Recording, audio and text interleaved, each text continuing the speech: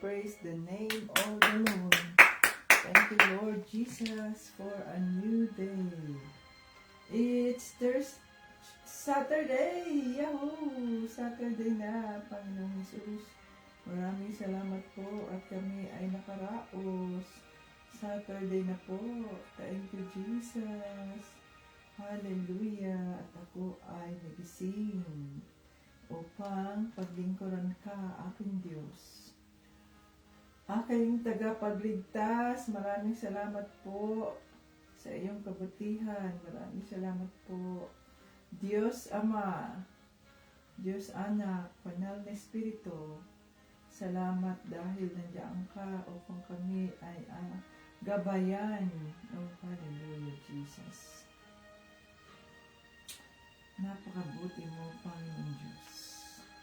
Wala kayong katulad, Lord. Salamat po. Salamat po, Panginoon Jesus. Salamat na nakaraos sa buong linggo. Nakaraos sa buong linggo. Oh, hallelujah.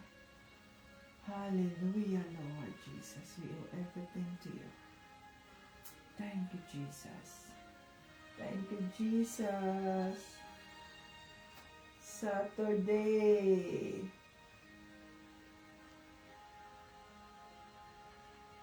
Woo! Hallelujah.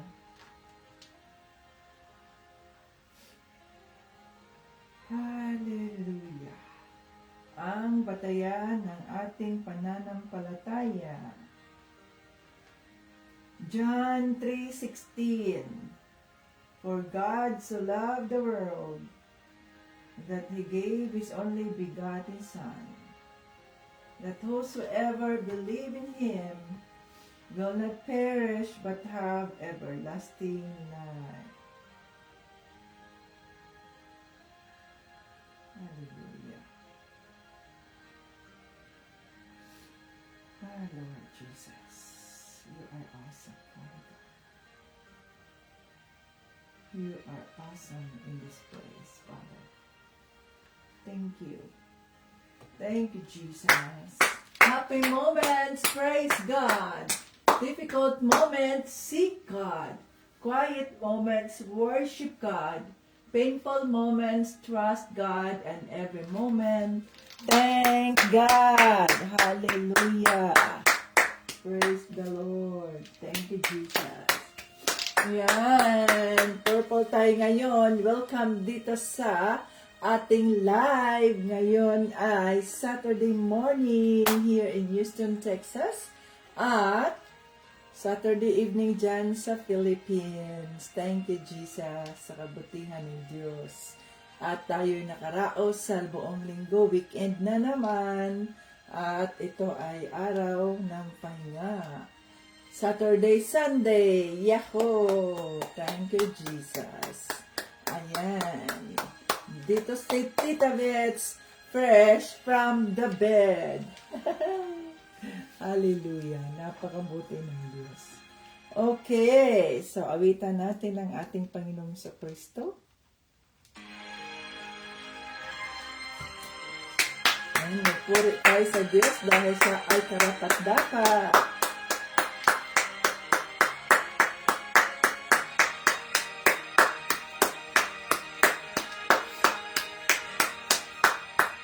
Pagising sa umaga, kay ganda, kay ganda, kay ganda ng mundong ginawa niya. Ngayon ko lang nakita ang ganda ng mundo. Salamat sa Diyos at ako'y binago. Yes, Lord. Thank you, Lord Jesus. At ako yung binago, Lord Jesus. Nang tanggapin ko si Jesus, aking Diyos, na bago ang lahat sa buhay ko. Bagong ligaya ang nadarama. Bagong pag-asa ang nakikita.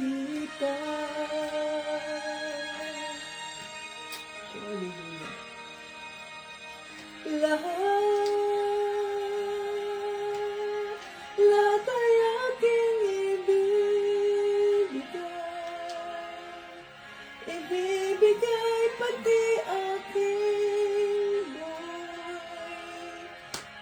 upang purihin siya.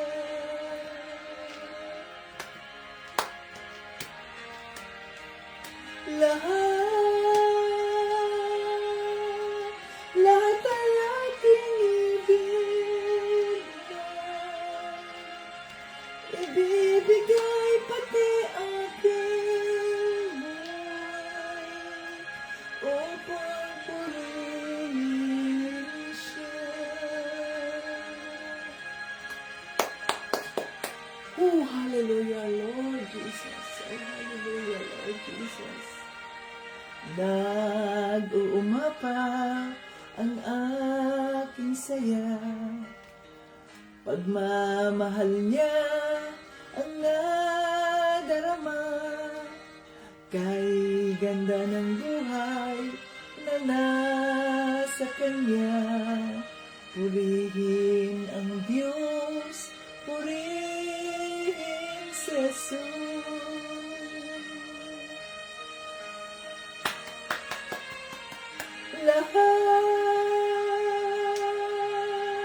Lahat ay aking ibibigay pati aking buhay upang purihin siya.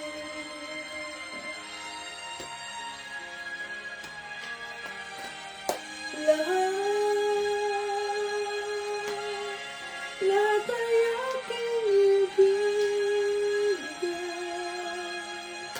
ibibigay pati aking buhay upang purihin siya.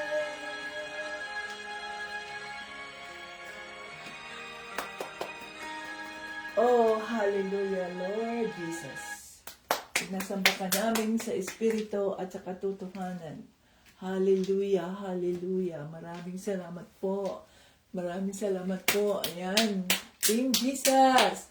Purihin natin ang Diyos. Purihin natin ang Diyos Ama. Purihin natin ang banal na Espiritu. Purihin natin si Panginoong Jesucristo. Dahil tayo ay nakaabot ngayon, March 15 na. Nandito na tayo sa kalahati o kalagitnaan ng Marso at tayo ay ligtas sa anumang kapahamakan. Oh, hallelujah, no? Ito yung pangatlong buwan ng 2025. By the grace of God ay tayo ay nakalampas. 15 days na, no? To God be the glory. Kaya nararapat lamang na siya ay ating sambahin. Nararapat lamang na siya ay ating purihin, ating pasalamatan. Hallelujah, Jesus. Maraming salamat po, Lord. Tinataas ka namin, Panginoong Jesucristo, oh Lord Jesus. Hallelujah. Hallelujah. Dito, Lord, sa iyong bahay. Dito, Lord, sa aming mga pamilya, sa aming mga puso, Father God, sa aming neighborhood. Lord, tinataas ka namin, Lord, sa aming mga kapitbahay, sa aming barangay, sa aming syudad, sa aming lalawigan, sa aming bansang Pilipinas, sa bansang Amerika. Father God, tinataas namin ang pangalan ni Panginoong Jesucristo na walang ibang maghahari sa sanlibutan kundi si Panginoong Jesucristo. Oh, hallelujah, hallelujah. Yes, Lord Jesus. We praise you and we adore you. Hallelujah. We welcome the Holy Spirit in our midst today. Come, Holy Spirit, I need you now. I need your anointing, come in your power. I love you, Holy Spirit. You captivated my soul, and every day I learn to love you more. Come, Holy Spirit, I need you now. I need your anointing, come in your power. I love you, Holy Spirit. You captivated my soul, and every day I learn to love you more.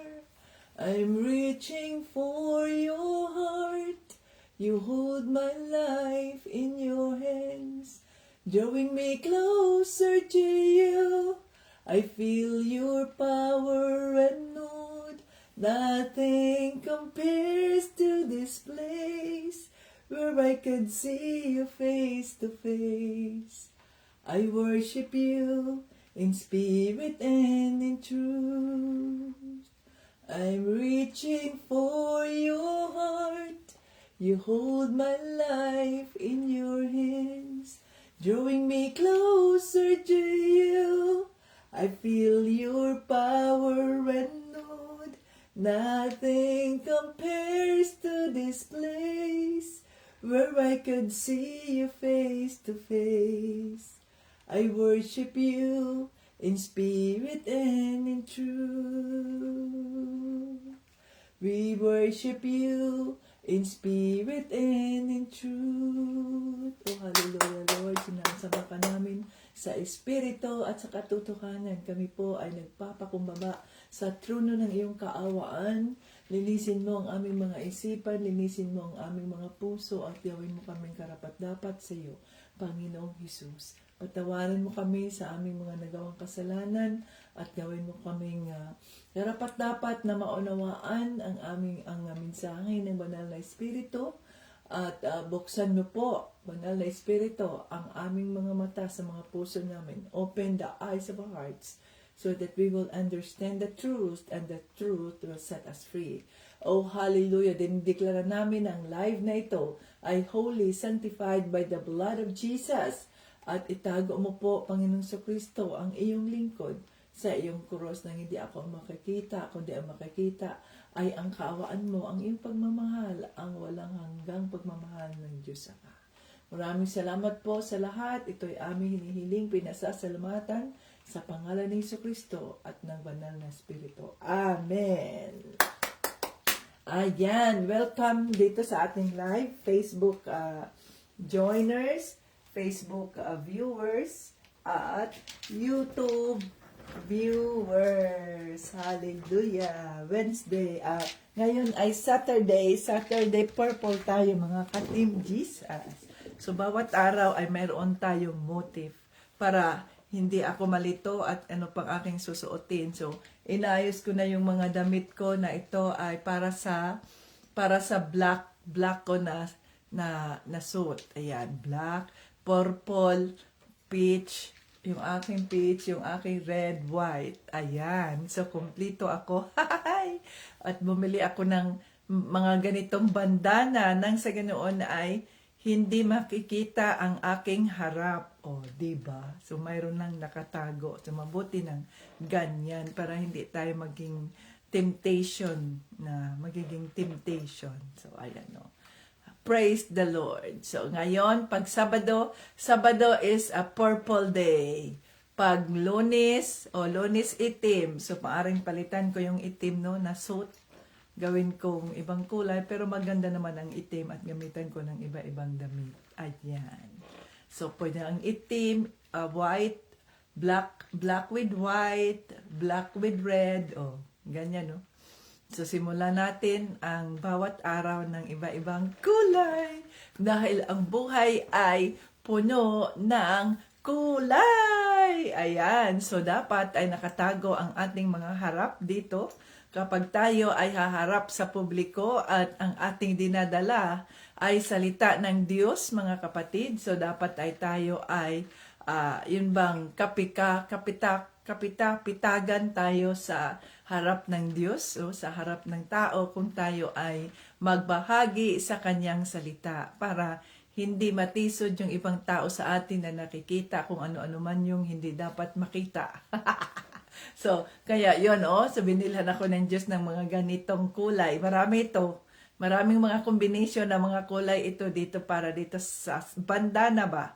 Pwede makikita ang iyong harap. Ayan. So, nag-order ako kagabi. Nung isang gabi, nag-order ako at kagabi ay dumating kaagad. See? So, iba-ibang kulay. May orange, may white, may yellow, may iba-ibang kulay, rainbow. So, ganun yun, no? Para sa ganun ay hindi sa harap mo ang titingnan ng tao, kundi ang titingnan niya, ang pakinggan niya ay ang salita ng Diyos. So kung tayo naman naglalaro-laro, hindi naman natin kailangan sobrang formal ang damit. Pero pag tayo ay nagbahagi sa salita ng Diyos, so siguraduhin natin na formal, no? Na formal ang ating mga damit at hindi tayo makakatisod sa mga nanonood sa atin dahil salita ng Diyos ang ating dinadala. Okay? So ganun yun, no? Pero pag tayo naglalaro lang sa YouTube, anuhan tayo, wala namang problema dyan. Importante ay hindi lang makita kung anong meron yung dapat nakatago, o di ba? Thank you, Jesus. At ngayon ay Saturday ng umaga dito sa Houston, Texas. Praise the Lord. Ayan. Okay, so dito tayo. Ang atin kasi mga ka-Team Jesus, the more na tayo ay nagiging malalim sa ating pananampalataya kay Panginoong Hesukristo, the more na nawawala na tayo ng desire, mga ka-Team Jesus, sa mga makamundong iniisip natin, makamundong gawain. Ang nasa puso natin ay yung kung paano tayo maging kalugod-lugod sa harap ng Diyos. So, paano tayo maging pleasing sa harap ng Diyos at hindi yung sa harap ng tao lamang. Dahil kung tayo ay maging pleasing, kung tayo ay kalugod-lugod, ang paningin ng ating Panginoong Jesucristo ay kalugod-lugod tayo sa kanyang harap, na automatic yan maging kalugod-lugod tayo sa harap ng tao. So, we will be pleasing in the eyes of man if God accepts us pleasing in His eyes, pleasing in His sight. Ganon yun, no, mga ka-Team Jesus. So, hindi kailangang ilabas kung anumang meron tayo dyan na mga gift ninyo. Ilabas nyo lang yan kung kailangan. Okay. Hallelujah. Praise the Lord. So, let us preserve our body for the glory of God. Ayan. Okay. So, dito na tayo sa hindi para ma-show ang inyong mga katawan dyan, ang inyong kasiksihan, ang inyong mga cleavages at iba pa, ang inyong mga wow legs at iba pa, kundi upang i-preserve ang ating mga katawan because our bodies are the temple of the Holy Spirit. Ayan. Okay, so noong kahapon ay binigyan natin ng pakahulugan o binigyan ng banal na espiritu. Hanggang saan ba tayo noong time na yun? Naubos ba natin? Hindi pala. Dito lang pala tayo sa 11. So, binigyan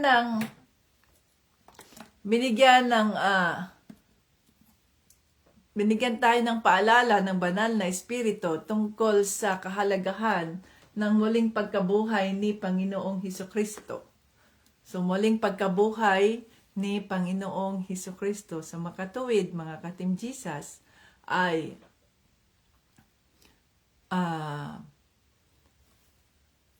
tayo, dahil nagkaroon na tayo ng bagong buhay, so mayroon na tayong, kaya nga mas pinapahalagahan natin ang ating spiritual birthday, sapagkat doon ay muli tayong nabuhay kay Kristo. So bago na ang ating mga katawan, bago na ang ating mga espiritu, kaya hindi na tayo dapat sumunod sa likas na kasalanang katawan, kundi ang sundin natin ay ang conviction ng Holy Spirit. So pinaalala sa atin na walang ibang Diyos na muling nabuhay, kundi si Panginoong Hesukristo lamang. No? At nagapi niya, na pagtagumpayan niya ang kamatayan. Kaya kung sino man ang maniniwala sa kanya at sumunod sa kanya ay hindi mamatay kundi magkaroon din ng buhay na walang hanggan. Yan ang ating sinasabing hope of glory, ang ating pag-asa na sa darating na panahon, nahihirapan man tayo dito sa mundo, magulo man ang mundo. Ngayon, ang Pilipinas ay pinapaigting nila yung tungkol sa nangyari kay former President Duterte, no? Pinaigting nila, although may kasalanan din si President Duterte kung sino man yung mga pinatay niya at iba pa.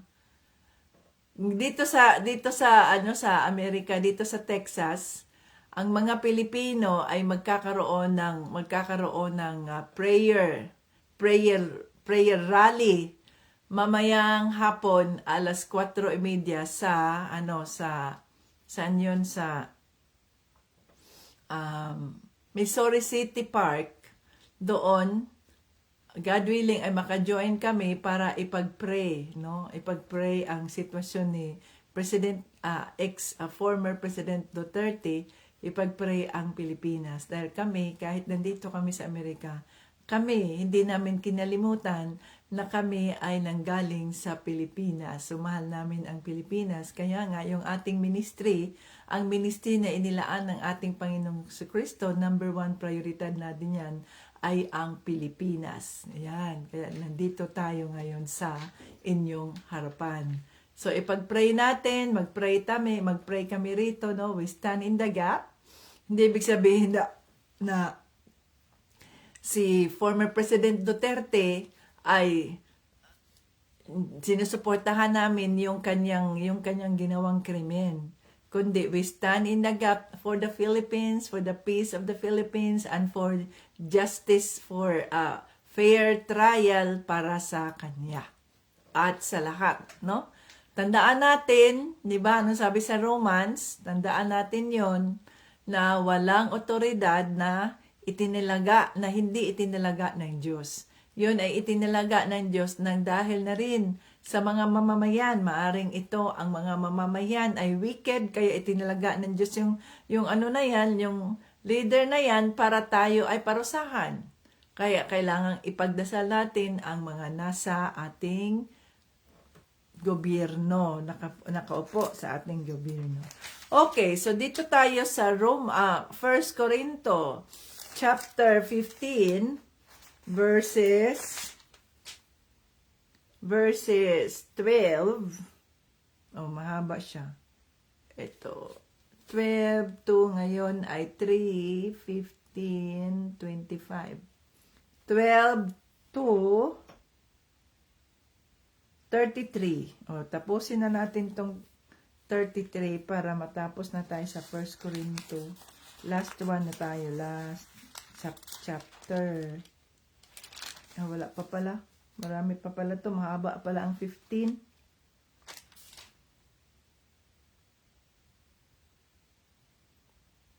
Okay.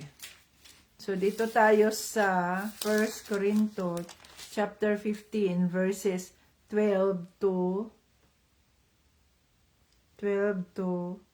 34. Okay, asa na ang inyong mga Biblia? Mag-umpisa na tayo. Ang muling pagkabuhay ng mga patay. The resurrection of the dead. Ngayon, kung ipangaral namin sa inyo na si Kristo ay muling nabuhay, bakit sinasabi ng ilan sa inyo na walang muling pagkabuhay? Kung totoong walang muling pagkabuhay, nangangahulugan na maging si Kristo ay hindi rin muling nabuhay. Okay? At kung si Kristo ay hindi muling nabuhay, walang kabuluhan ang aming pangangaral at wala ring silbi ang inyong pananampalataya. At hindi lang yan, lalabas din na sinungaling kami tungkol sa Diyos dahil ipinahayag namin na binuhay niyang muli si Kristo. Ngunit hindi siya muling nabuhay kung talagang walang muling pagkabuhay. At kung si Kristo ay hindi muling nabuhay, walang silbi ang inyong pananampalataya at hindi pa kayo napapatawad sa inyong mga kasalanan. At nangangahulugan din na ang mga mananampalataya kay Kristo kay Kristo na namatay na ay hindi naligtas. 19. Kung ang pag-asa natin kay Kristo ay hanggang sa buhay na ito lamang, tayo ang pinakawawa sa lahat ng tao. Kung ang pag-asa natin ay hanggang dito lang sa buhay na ito. 20. Ngunit ang totoo, muling nabuhay si Kristo bilang katibayan na muling bubuhayin ang mga patay. Dahil sa isang tao na si Adan, dumating ang kamatayan sa lahat ng tao, at dahil din sa isang tao na si Kristo, muling nabubuhay ang mga patay. Sapagkat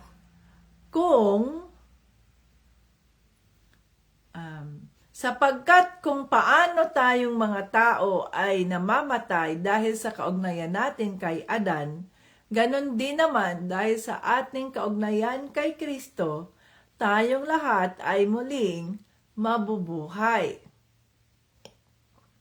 Ngunit may kanya-kanyang takdang panahon ang muling pagkabuhay. Unang nabuhay si Kristo. Pagkatapos, ang mga na kay Kristo naman ay bubuhayin pagbalik niya rito sa mundo. At pagkatapos nito, darating ang katapusan. Lulupigin niya ang lahat ng kaharian, ang lahat ng kaharian, pamahalaan at kapangyarihan, at ibigay ang paghahari sa Diyos Ama. Sapagkat si Kristo'y dapat maghari hanggang sa lubusan niyang malupig ang lahat ng kanyang mga kaaway. At ang huling kaaway na kanyang lulupigin ay ang kamatayan. Sinasabi sa kasulatan na ang lahat ng bagay ay ipinasakop ng Diyos kay Kristo. Ngunit sa salitang lahat ng bagay, hindi nangangahulugan na kasama rito ang Diyos na siyang nagpasakop ng lahat ng bagay sa ilalim ng kapangyarihan ni Kristo. At kung ang lahat ay naipasakop na sa kapangyarihan ni Kristo, maging si Kristo ay magpapasakop sa Diyos na siyang naglagay ng lahat ng bagay sa ilalim ng kanyang kapangyarihan upang ang Diyos ang siyang maghari sa lahat. May mga taong nagpabaptismo para sa mga namatay. Ano ang halaga ng ginawa nila kung hindi naman muling mabubuhay ang mga patay? At bakit pa namin ilalagay ang aming mga sarili sa panganib oras-oras? Araw-araw akong nasa bingit ng kamatayan, mga kapatid. At kung paanong totoo na ipinagmamalaki ko kayo sa ating pakikipag-isa kay Kristo Jesus, na ating Panginoon, totoo rin ang sinasabi kong ito. Nahihirapan ako dito sa Efeso dahil ang mga kumakalaban sa akin ay tulad ng mabangis na hayop. Kung ang paghihirap kong ito'y para lang sa kapakanan ng tao, sa buhay na ito, ano ang kabuluhan nito? Kung totoong hindi na mabubuhay ang mga patay, mabuti pang sundin na lang natin ang kasabihang kumain tayo at uminom dahil baka bukas mamamatay na tayo. Huwag kayong palilinlang sa kasabihang iyan. Sa halip, ito ang inyong paniwalaan. Ito ang ating paniwalaan. Ano ang paniwalaan natin? Ang masasamang kasama'y nakakasira ng mabuting ugali. Hala, sino ang inyong mga kasama dyan? Magpakatino kayo at talikuran ninyo ang kasalanan. Sinasabi ko ito upang mahiya kayo sa inyong sarili. Dahil may ilan sa inyo na mali ang pagkakakilala sa Diyos. Hallelujah. Holy Spirit, maraming salamat po sa iyong mga salita. Buksan mo ang aming mga isipan, ang aming mga puso upang maintindihan namin ang mensaheng nais mong iparating. In Jesus' name, Amen. Hallelujah. Napakabuti ng Diyos.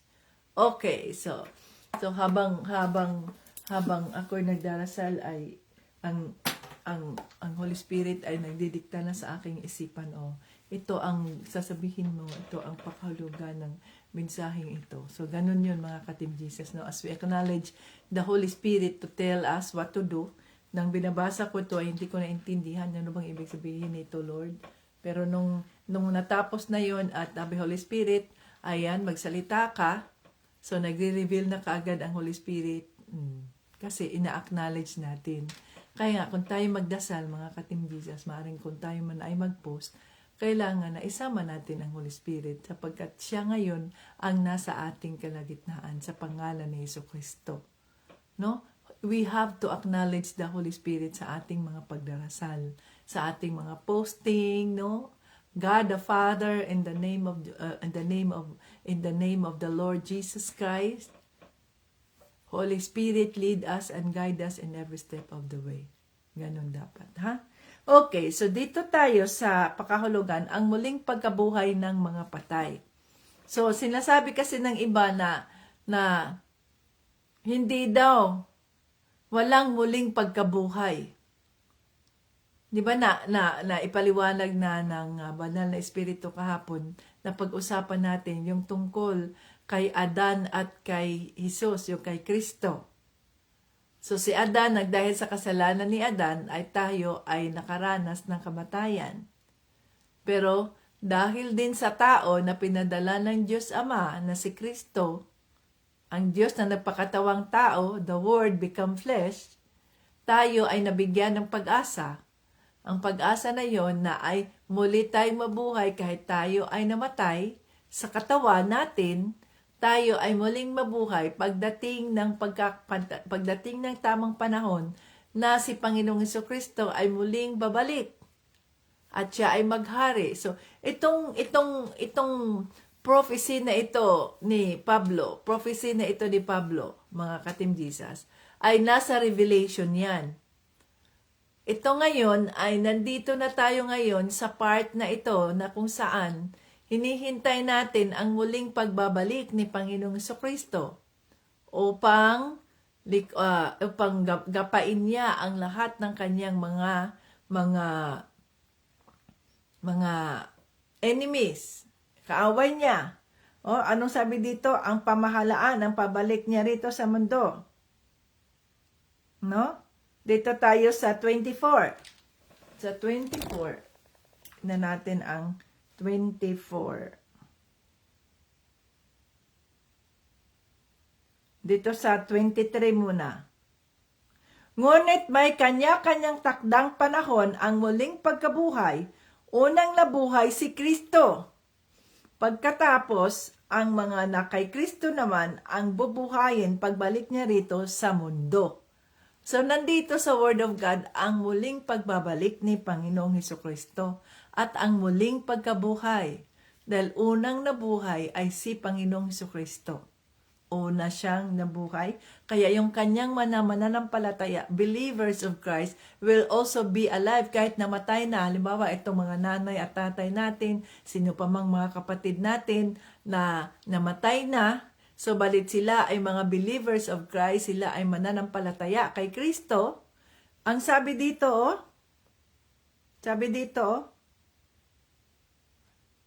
ang nakay Kristo naman, ang bubuhayin pagbalik niya rito sa mundo. So, pagbalik niya rito sa mundo, yung mga kapatid natin, nanay at tatay natin na namatay na, ay bubuhayin niyang muli. Sabi dito, sa 24, at pagkatapos nito, darating ang katapusan. Yan yung sinasabing rapture, mga Katim Jesus, rapture.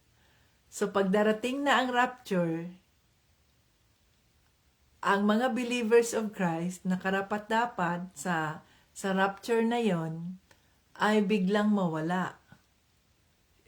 Ang maiiwan na lang ay yung mga damit natin, mga ganun na lang ang maiiwan sa atin.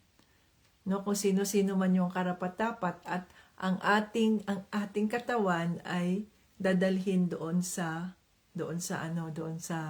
alapaap. Doon tayo caught in the air. Doon lang tayo. Doon lang ang mangyayari. Pagkatapos ng rapture, mga Katim Jesus, ay ito na yung katapusan. Ayan o.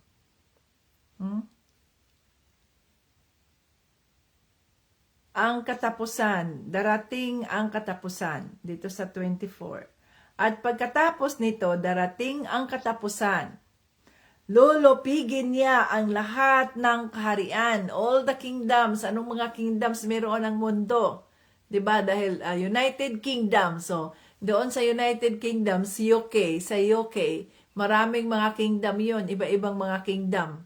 So, ano sabi dito? Lulupigin ni Panginoong Jesucristo itong mga kingdom na ito na kung saan hindi naniniwala sa Kanya. Lulupigin niya ang, sabi dito, ang pamahalaan at kapangyarihan at ibibigay ang paghahari sa Diyos Ama. So, lulupigin niya ang lahat ng mga kaharian, ang lahat ng pamahalaan at kapangyarihan. So, wala siya ang maghahari, mga ka-Team Jesus. At ang lahat ng ito ay ibibigay niya sa Diyos Ama. So, kaya tayo, we are expectant, mga ka-Team Jesus, sa rapture na darating. Kaya nga, we live one day at a time as we continue to obey the Lord. Yes, Lord, here I am, send me. Nang sa ganoon, mga ka-Team Jesus, hindi tayo maiwanan at makaranas tayo ng tribulation. So, ang tribulation, mga ka-Team Jesus, ay 7 years of tribulation yan na kung saan ang mga Kristiyano ay mangyayaring magkaroon ng persecution ang mga Kristiyano na kung saan yun na yung mangyayari ang 666. So kayo mag-ingat kayo dyan sa inyong mga cellphones. Kung ang inyong mga cellphones ay palagi nyong ina-update yung mga cellphones na yan. Yan na yan ang umpisa ng 666 ang ating mga cellphones. Lalo na kung nandiyan na lahat sa cellphone natin, maging kung tayo man ay bibili dito sa Amerika, kung bibili ka ng mga kung ano-ano mga groceries or whatever, i-scan lang nila quick, ganun lang nila. Kung ang cellphone mo ay updated, tapos nandoon na yung bar na makikita lahat ng credit cards mo, makikita lahat ng mga numbers mo, whatever, o ganun mo na lang ang cellphone mo, yan na, nag-uumpisa na ang Antichrist, mga ka-Team Jesus. It is slowly creeping into our lives na parang walang nangyari sa atin. Yung mga barcode na yan, it is now. Matagal na, nag-uumpisa na. No? So yan, be careful dyan sa inyong sa inyong mga cellphone. Ako, ang aking cellphone, hindi kailangan ng update. Pag ang importante ay may Facebook ako, maka-live ako, may YouTube ako, naka-online ako, pwede kong buksan. Hindi nga namin sinisave sa aming cellphone yung yung aming mga information, o kaya yung biometrics, o gusto mo ba ng biometrics, ayan, no, yung mo lang, yung iyong thumbnail lang, igaganon, pag nagaganon ka, pag yun ang gusto mo, nakikita na yung buong pagkatao mo, dahil yung biometrics na yan, iuugnay yan, halimbawa ako, nung ako'y pumasok dito sa Amerika, no, at nag-apply na ako ng green card, permanent residence. So, mayroon akong biometrics. Na ibig sabihin nun, ang kilay mo, buhok mo, anong kulay, ang skin mo, mata mo, anong kulay ng pupil mo, totoong kulay niyan, ganun. At ang height mo, ang build mo, ganun. Yan ang biometrics. So, kung doon sa cellphone mo ay ilalagay mo yung thumbnail mo ganyan, makikita na ang kabuuan ng kung sino ka dahil mauugnay na yun sa biometrics mo. Yun na yun. Makikilala ka na. So, makokontrol na ng technology ang iyong pagkatao, ang iyong kabuuan. Ganun na yun eh. Unti-unti nang pumapasok sa ating sistema ang Antichrist, ang 666 dahil sa sobrang technology, mataas, high technology, at tayo gusto natin ng comfort, gusto natin ng madalian, gusto natin ng okay, sige, dire-diretso na, gusto natin ng fast, lahat fast, instant, kaya yun ang nangyayari. Click, ka na lang ng ganyan. So, nagiging used to na tayo sa mga ganun. Hindi natin alam na yun na ang nag-uumpisa na na pumapasok sa ating sistema ang Antichrist, ang 666. So yung sa tribulation na yun, na 7 years, mga ka-Team Jesus, kapag wala kang tatak, kapag wala kang yung cellphone mong igaganon mo lang, no? Wala kang tatak ng 666, hindi ka na makakakain, hindi ka na makabili, so wala na, mamatay ka na sa gutom, at maaring isa ka sa mga i-persecute at hulihin ng mga Antichrist soldiers at papiliin ka, ano gusto mo? Mamatay ka o magpatatak ka. O ganyan na ang mangyayari. At kung hindi ka magpatatak, ay maaaring putulan ka na ng liig. Yan ang isa sa mga mangyayari sa tribulation. Kaya tayo, habang wala pang rapture, ay tayo ay sa araw-araw, Lord, patawarin mo ako kung ano man ang aking nagawang kasalanan. Turuan mo ako, Lord, na maging maayos at ako'y maging karapat-dapat sa iyong harapan. Dahil nga ang iniisip natin, ayaw nating maiwanan sa dito sa mundo pag dumating ang rapture, mga ka-Team Jesus.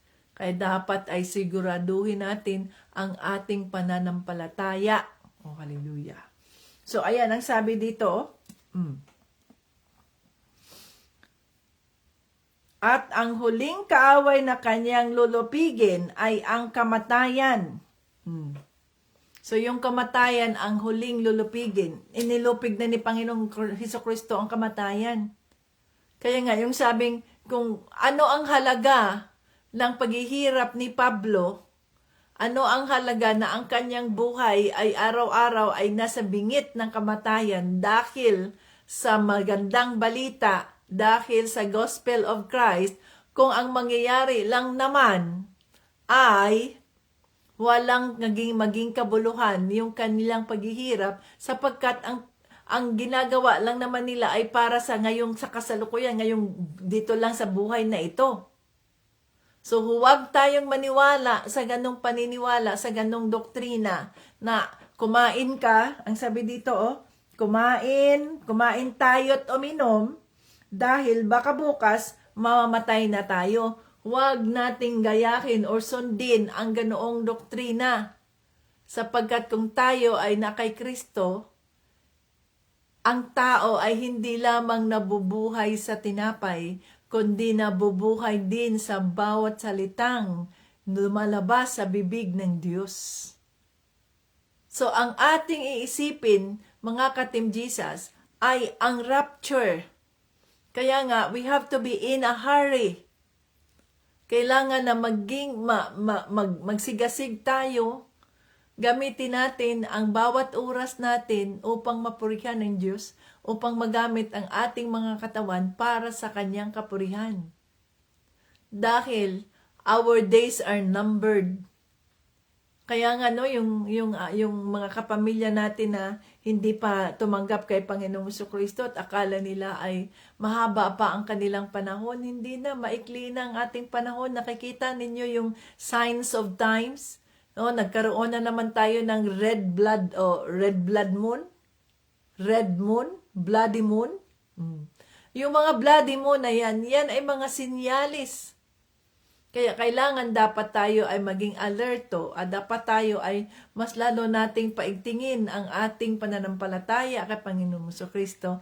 Mas lalo nating gamitin ang ating mga katawan upang sa ganoon ay mayroon tayong madadalang mga espiritu sa kaharian ng Diyos, magiging mabunga ang ating pagiging Kristiyano. So, hindi lang yung sarili natin ang ating binibigyang pansin, kundi ang binibigyang pansin natin ay ang ating pagiging Kristiyano at kung paano tayo maging kapaki-pakinabang sa kaharian ng Diyos habang may pagkakataon pa tayo. Habang may pagkakataon pa tayo. No? Kami ni Tito Bryant, wala na kaming ibang iniisip kundi ang pagsilbihan ng Diyos. Wala na yung mga pangarap na ganito, ganyan. Wala na. Ang pangarap namin, ang dinidesire namin ay makabuo ng isang ministry international na kung saan makapagtap tayo sa mga local churches o makapagtanim ng mga local churches sa bawat bahagi ng Pilipinas at sa ibang lugar ng mundo upang maikalat at makasuporta sa mga missionaries upang maikalat ang kaharian ng Diyos, upang maikalat, maibahagi ang libreng kaligtasan. Yun na ang desire namin. Yun ang nagpapaligaya sa amin. Kaya kami ay nagsakripisyo sa mga sarili namin. Kami ay nagtatrabaho sa bawat araw. Sumusunod kay Panginoong Jesucristo. Sapagkat kailangan nating gawin yun bilang mga manggagawa sa parasan ng Diyos. Kaya nga, ang Team Jesus members ay hindi lang yan dahil member tayo. Mayroon tayong papel na ginagampanan. Tayo ay mga manggagawa sa parasan. We are the workers of the vineyards of God. So, hindi lang tayo basta-basta na nakikinig sa salita ng Diyos. We are doers. We are not only listeners of the Word of God, but we are the doers. In one way or another, kung sino-sino man ang ating makasalumuha, kahit ipagdasal man lang natin ang mga ito, ay malaking halaga na yan sa harap ng Diyos na maaring sa pamamagitan ng ating pagdarasal ay katagpuin ng Diyos ang mga taong ito. So, ang sabi dito sa salita ng Diyos, dito sa 33, huwag kayong palinlang sa kasabihang iyan. Na kung saan yung kasabihan na yan, kumain tayo at uminom, dahil baka bukas mamamatay na tayo. Kumain daw sila, hala sige kumain kayo at kumain at uminom ng uminom. Mag-celebrate kayo habang may buhay pa dahil bukas ay maaring wala ka na. No? Pero ang sabi dito sa salita ng Diyos, ang sabi dito ni Pablo, huwag kayong, dito sa 33, huwag kayong palinlinlang sa kasabihang iyan. Sa halip, ito ang inyong paniwalaan. Ang masasamang kasamay nakakasira ng mabuting ugali. Ayan. So, mag-ingat tayo sa kung sino man ang ating mga kasama sapagkat ito ay nakakasira ng mabuting ugali. Magpakatino kayo at talikuran nyo na ang kasalanan. Sinasabi ko ito upang mahiya kayo sa inyong sarili dahil may ilan sa inyo na mali ang pagkakakilala sa Diyos. So yung ilan ay mali ang pagkakilala sa Diyos. Remember yung sino-sino mga kasama natin? Yan ay nakakadulot, nakakapag-impluwensya sa atin. At nakakasira ng mabuting ugali. Ang masasamang kasama ay nakakasira ng mabuting ugali. Magpakatino kayo at talikuran nyo ang kasalanan. Magpakatino tayo mga ka-Team Jesus at talikuran natin ang kasalanan. Kaya mag-ingat tayo sino-sino ang ating mga kasama. Kaya nga, nakikita ninyo yung revelation ng Holy Spirit. Do not neglect the fellowship of the believers. Kaya tayo araw-araw nagkakaroon tayo ng fellowship kagaya ng ginagawa natin. Dahil we do not neglect the fellowship of the believers. Kagabi nung kami ay nag-Bible study ni Tito Brian, ang conviction ng Holy Spirit, ang mensahe doon is yung do not neglect the fellowship of the believers. Kasi nga kami, ilang taon na, mula 2019, 20, 21, 22, 23, 24, ngayon ay 25. So, 5 years, 7 years na kami na nasa online lang ang aming ginagawa, no? By the grace of God ay nakaraos naman kami. Pero ang akin ay, although pumupunta kami sa San Antonio, pero dahil malayo yun, 4 hours ang driving doon, ay hindi kami nakakapalaging nakapag-fellowship, no, sa kapwa namin believers. Pero ang sabi ng Holy Spirit, do not neglect the fellowship of the believers. Kaya ang conviction ng Holy Spirit, find a local church where you can go and participate kung ano man ang kanilang mga activities. And the Lord brought us to a certain church. The Lord willing, pinagdadasal namin yan, na bukas ay makapunta kami sa kanilang worship. At maaring sa pamamagitan din nun ay magamit kami ng Panginoon dito sa local church, dito sa community, na makatulong kami kung saan kami ngayon. At maaring gagamitin kami ng Panginoon sa pagbibigay ng mga tithings para makatulong sa local church. O ganun ba? So yun ang nakikita ninyo yung trend kung ano ang leading ng Holy Spirit. Kaya nga kailangan tayong magsama-sama. Kailangan tayong magkaroon ng cell group. So mag-uumpisa na tayo sa cell grouping kung sino-sino man yung mga nabaptize na. So sila ang gagamitin ng Diyos para sila ang maging servant leaders sa cell group na yan. So magkakaroon na tayo ng cell grouping, the Lord willing, at maaring ang pag-uumpisa natin ng pagtitipon ay mag-uumpisa sa June. June, July, August, September, October, November, December. No? So magkaroon ng cell group fellowship. Kung sino yung mga taga roon, taga ganyan, o magkaroon na kayo ng cell group fellowship, ang first na pagkikita ninyo sa lugar na yan, kayo lamang.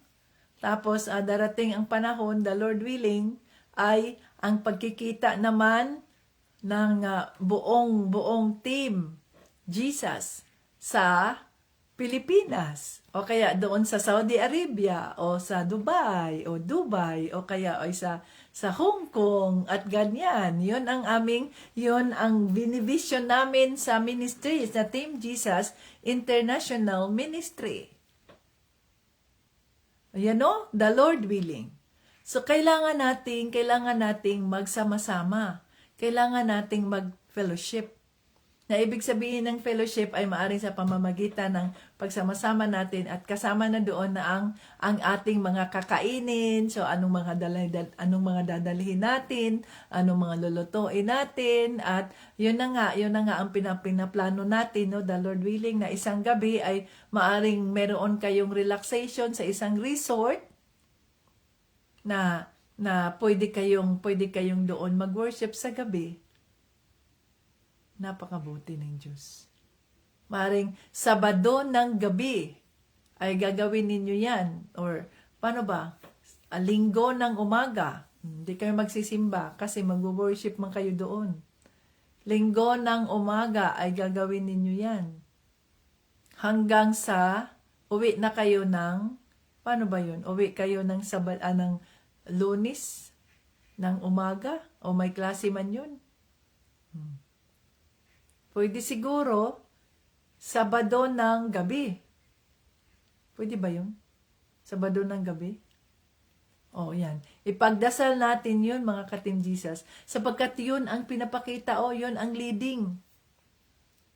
Huwag tayong sumama sa mga taong corrupt, sa mga taong masama ang kanilang mga gawain dahil ito ay nakakasama rin sa atin. Pero hindi ibig sabihin na tayo ay parang na tayo kung sino mga ipokrita. Be at peace with one another. Be at peace with each other. With everyone as much as possible. Pero hindi nangangahulugang sumasama tayo sa kanila. Dahil, di ba, nandun yung sa kasabihan, tell me who your friends are and I will tell you who you are. Kasi, ang impluwensya ng mga taong ito ay maaring makakadagdag kung sino tayo. Kaya nga, kailangan na mayroon tayong fellowship of the believers na ang sa ganoon, mga ka-Team Jesus, ay ma-encourage natin ang bawat isa. Ma-encourage natin sila, ano na ang kanilang mga buhay, kumusta na sila, ano na ang kanilang mga sitwasyon sa buhay, anong mga prayer request ninyo, ganito, ganyan. So, mayroong tinatawag na relaxation at fellowship. Na nag-uusap lang kayo, nagbabanding lang tayo. Kahit kami ay malayo, at yung desire nga namin ni Tito Bryant ay mabisita rin kayo dyan sa inyong mga lugar. Time will come.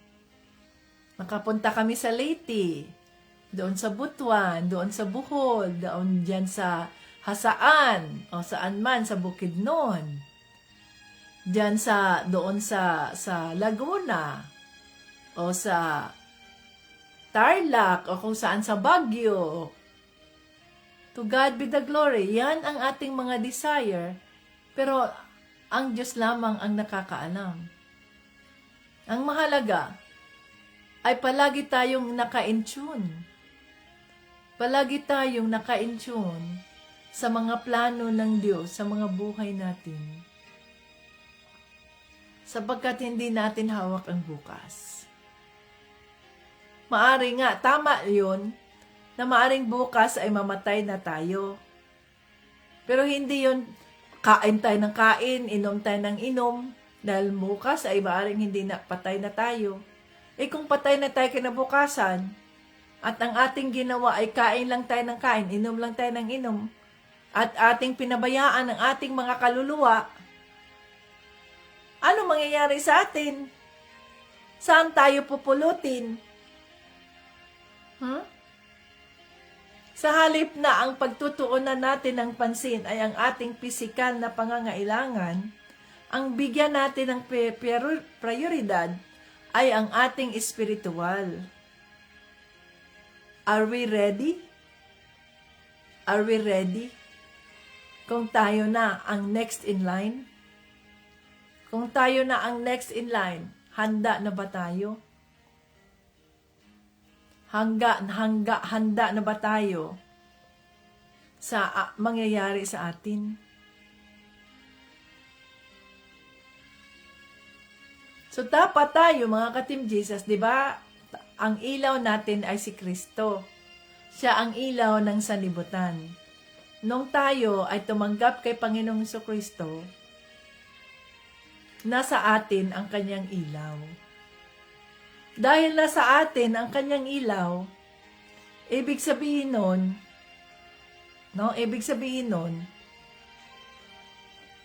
tayo na ang ilaw ng sanlibutan.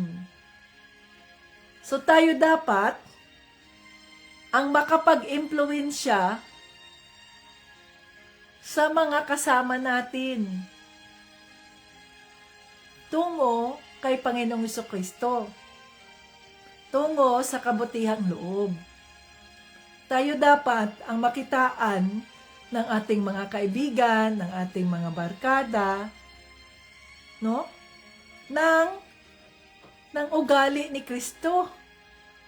Na makikita nila na napakabuti ng taong ito, napakabuti ng kapatid na ito, napakabuti ng brother na ito, ng sister na ito, ng nanay na ito, ng kaibigan na ito. Bakit? Tayo ang ituturing na good influencer. Good influencer dapat tayo. Tayo dapat ang maging modelo sa iba. Na makikita nila kung anong mayroon tayo. Kung ikaw ay Kristiyano at ang mga barkada mo ay palaino, mga nagdudruga, ganito, ganyan, mai-impluwensya ka rin doon sa kanila kasi yan ang mga kaibigan mo eh. Tell me who your friends are and I will tell you who you are. Hindi ibig sabihin na hindi ka na lang kikibo sa kanila. Hindi ka na lang makipag-usap sa kanila kasi yan, mga addict yan, mga ganyan. We do not discriminate anyone. Pero iba yung kaibigan, iba yung kaibigan mo, mga kasama mo. Iba rin yung yung acquaintance mo lang yan. No? Nakilala ko lang yan sila. Hello po, kumusta kayo? God bless you. Ganon ba?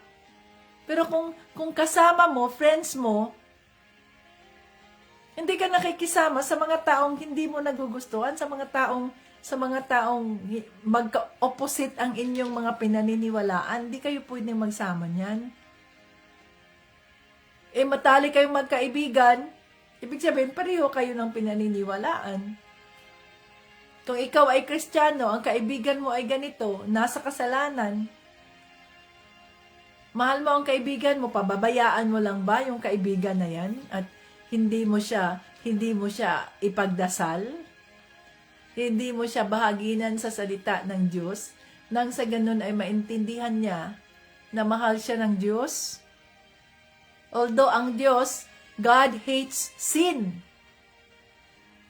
But He loves the sinner. God loves the sinners. God loves the sinner. Mahal tayo ng Diyos, pero galit siya sa ating mga kasalanan. So, ganun din ang gagawin natin. We love this person, but we hate what he is doing, what she is doing.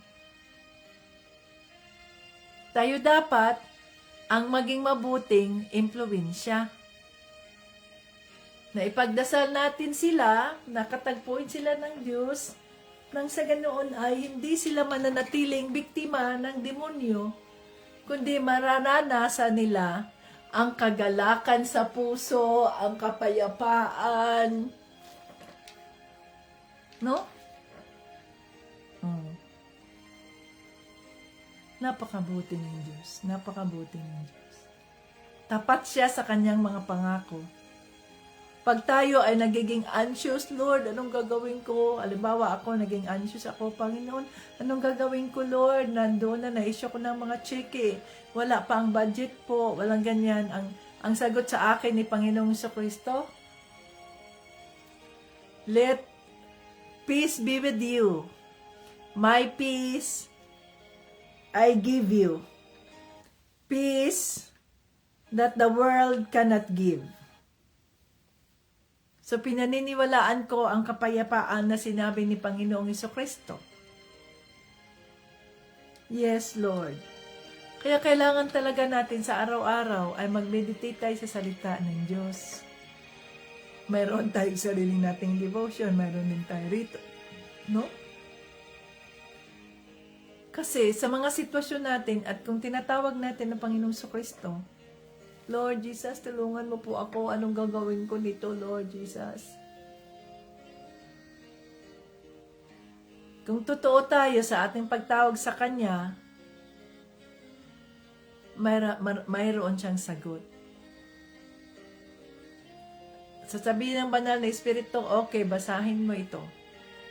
Binasa mo yung salita ng Diyos, yon ay magbibigay sa iyo ng kapayapaan kung ito'y iyong pinaniniwalaan na tanggapin mo ang kapayapaan ng Diyos sa kabila ng kaguluhan ng mundo. Sapagkat yun nga talaga ang nangyayari. Magulo ang mundo dahil sa kasamaan. Subalit, kung tayo ay mga Kristiyano, nararanasan natin ang kapayapaan na hindi kayang ibigay ng tao. Tanging kay Panginoong Jesucristo lamang kung tayo ay naniniwala sa Kanyang mga pangako. Kaya ako'y naniniwala. Lord, Ikaw na po ang bahala. Lord, salamat po yung sa mga salita na nagsasabi mong, my peace I leave you. Yes, Lord, I'm claiming that peace. Kaya ako'y nakakatulog ng maayos, nakakatulog kami ni Tito Brian. Bakit? Yan ang sabi niya eh. He will provide and He always will. He always do. More than what you need. Oh, hallelujah. Hallelujah. Kaya nga, problema lang yan. May Diyos ako. May Diyos ako na buhay. Hindi ako nag-iisa. Kasama ko ang aking Panginoong Hesukristo, ang aking Diyos at ang aking tagapagligtas, ang tanging Diyos na buhay. The only God who is alive. Jesus Christ is alive. Hallelujah. Hallelujah. So, kailangan nating paniniwalaan ang mga salita ng Diyos. Kailangan nating paniniwalaan at sundin natin ang conviction ng Holy Spirit nang sa ganoon ay hindi tayo magkagulo-gulo sa buhay natin. Kasi kung tayo ay nagdidesisyon sa sarili natin, nagre-rebelde tayo, talagang magkagulo-gulo ang buhay natin at wala tayong kapayapaan. No? Wala tayong kapayapaan kung hindi natin sundin ang conviction ng Holy Spirit. At kung hindi tayo bibitaw sa ating mga anxiousness, sa ating mga pag-aalala, sa ating mga kalungkutan, sa ating mga anong gagawin ko, what if, kung hindi tayo bibitaw sa mga what if natin, mga ka-Team Jesus, hindi tayo makakaranas ng kapayapaan ng Diyos. Kailangang bitawan natin yung ating mga pangamba. Bitawan natin yung ating mga tanong, yung ating mga what if kung ganyan, what if, anong what if? Di pa nga natin alam kung bukas ay buhay pa tayo eh. Kaya we just leave it to the Lord. Everything is under His hands. Everything is in His hands. Ang sabi sa kanta, I've got the whole world in His hands. Oh, He got the whole world in His hands. He got the whole world in His hands. He got the whole world in His hands. Oh. He got the whole world in His hands. Eh ngayon ikaw, bakit kinakarga mo ang mundo na parang wala ka ng kaligayahan, hindi ka na nakangiti, hindi ka naka-smile dahil palagi na lang ang bigat ng kinakarga ko sa mundo, ang bigat. Yan ay deception from the enemy. You are not the one who's carrying the load. Sabi ni Panginoong Jesucristo, come to me, all of you who are heavy loaden, and I will give you rest. Take my yoke and learn from me, for my yoke is easy and my burden is light.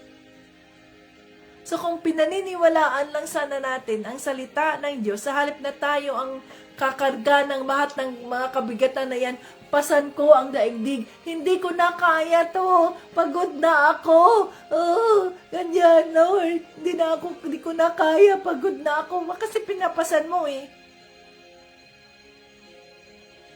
Hindi mo kaya yan kung ikaw lang, hindi natin kaya lang kung tayo lang. Niloloko tayo ng demonyo eh. It's a deception from the enemy. Na kaya nating kargahin ang mga paghihirap, kaya nating kargahin sa mga balikat natin. No. May backup tayo eh. Nandiyan si Panginoong Jesucristo. Nandiyan ang banal na espiritu. Bitiwan natin, huwag tayong kapit na kung ano-anong mga bagay. No, ayoko. Hindi ko kayang bitiwan itong bagay na ito. Hindi ko natatakot ako eh. Anong mangyayari pag bibitiwan ko ito? Natatakot ako eh. Na masaktan ako pag bibitiwan ko ito. No, ayokong bumitiw.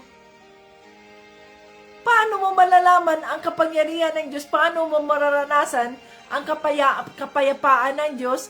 Paano mo mararanasan ang kanyang paraan? Kung hindi mo bibitiwan yung sarili mong paraan, kung hindi mo isusuko sa Kanya, bitiwan mo yan.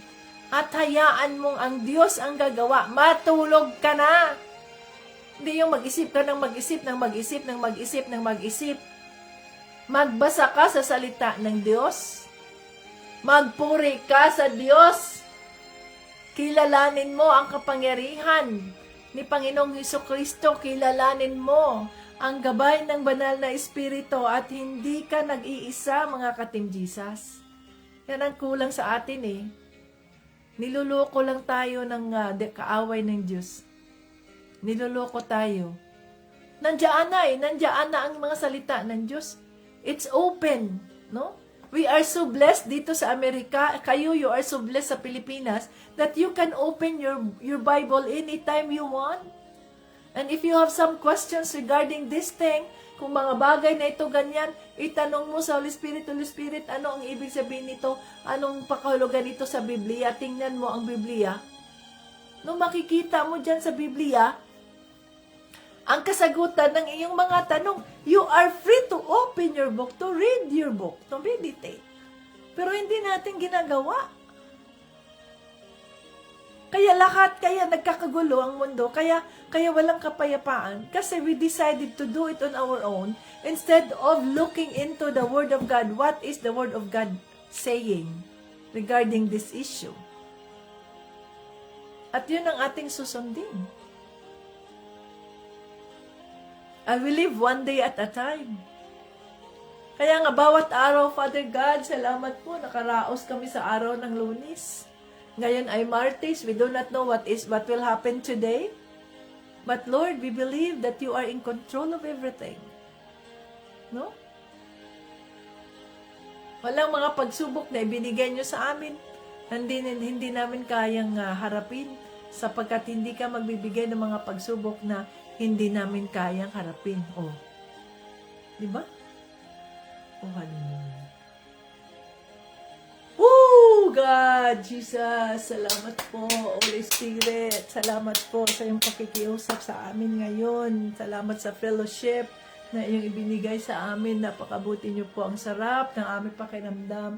Kami ay nabusog na naman sa salita ng Diyos. Oh, hallelujah. Oh, hallelujah. We rebuke the spirit of deception from the enemy in the name of Jesus and by the blood of Jesus. You, Satan, go out from our minds, from our hearts in the name of Jesus. We declare that you are defeated by the blood of Jesus. You are defeated, Satan, by the blood of Jesus in our lives, in the lives of our family, in our job, in our works, in our businesses, in all our undertakings. You are defeated in the name of Jesus and by the blood of Jesus. Oh, hallelujah. We are victorious because our God is victorious. Thank you, Father God, Lord Jesus, Holy Spirit. Oh, hallelujah, hallelujah. Yes, Lord Jesus. Salamat sa iyong mga salita. Panginoon, kami naniniwala na ikaw ay muling nabuhay at kami rin ay muling mabuhay sa darating na panahon. At kung kami man po, andito kami, Panginoon, ihanda mo ang aming mga buhay upang hindi kami maiwanan, kundi masama kami sa rapture. Ako, ang aking pamilya, ang aking mga kaibigan, Lord God. Oh, hallelujah, Lord Jesus. Ang aming mga angkan, ang aming mga pinsan, ang aming mga pamangkin, ang aming mga auntie, ninong, ninang, at sino pa man, Lord, ay mapasama sa rapture. Gamitin mo ang aming mga buhay, Panginoong Hesus. Gamitin mo po upang sa ganun po ay marami kaming mga kaluluwang madala sa iyong kaharian, Panginoong Hesus. Wala kaming magagawa kung wala ka, Lord Jesus. Oh, we love you, Lord Jesus. We love you, Lord Jesus. Holy Spirit, we love you. Father God, we love you. Hallelujah. Oh, hallelujah, hallelujah. Salamat po sa iyong kabutihan. Napakabuti niyo po. Oh, hallelujah, Jesus. King of Kings and Lord of Lords. Napakabuti niyo. Salamat po sa iyong mga salita. Seal your words with the precious blood of Jesus na hindi ito manakaw ng demonyo, kundi ito ay aming magagamit sa araw-araw na kami ay maging mabuting impluensya sa iba. Kami ay magiging mabuting mga kasama sa iba at madala namin sila sa iyong kaharian, Panginoong Jesucristo. Oh, hallelujah. Lord, ano man po ang mga kahilingan ng mga nandito ngayon, nakikinig sa mga salita. Father, let it come to pass. In the name of Jesus and by the blood of Jesus. Oh, hallelujah, Lord. Salamat po sa sagot ng aming mga dasal. Thank you, Lord Jesus, for providing everything. Thank you, Holy Spirit, for giving us, for reminding us